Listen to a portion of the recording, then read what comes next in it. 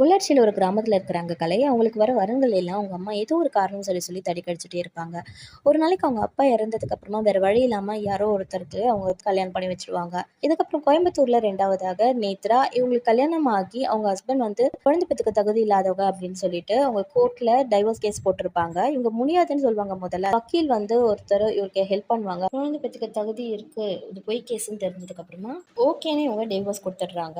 அந்த வக்கீலை கல்யாணம் பண்ணிக்கலாம்னு நினைக்கும்போது, அவங்களுடைய அம்மா வந்து, "நீ ஒரு டிவோர்ஸின்னு சொல்லி இந்த கல்யாணத்த முடியாதுன்னு சொல்லிடுவாங்க." அதுக்கப்புறம் பெங்களூர்ல ஒரு பெரிய நகரத்துல இருக்கிறாங்க நதி. அவங்க ஒரு பெரிய ஆஃபீஸ்ல ஒர்க் பண்ணிக்கிட்டு இருக்காங்க.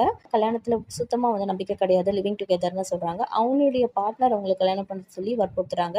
அங்கேருந்து அவங்க ஓடி வந்துடுறாங்க. 4வதாக சென்னையில வசிக்கிறாங்க கீதா. அவங்க வந்து பிரெக்னன்ட் ஆயிடுறாங்க கல்யாணத்துக்கு முன்னாடியே. அவங்க கூட இருக்கிறாங்க ஒரு துணைவர் யஷ்வந்த். இவங்க ஒரு ஒரு ஹாஸ்பிட்டல்ல ஏறி இறங்குவாங்க. அவங்க குழந்தைய வந்து கலைக்கிறதுக்காக. இவங்க 4 பேருக்கும் என்னாச்சு அப்படிங்கிறது தான் படத்தோட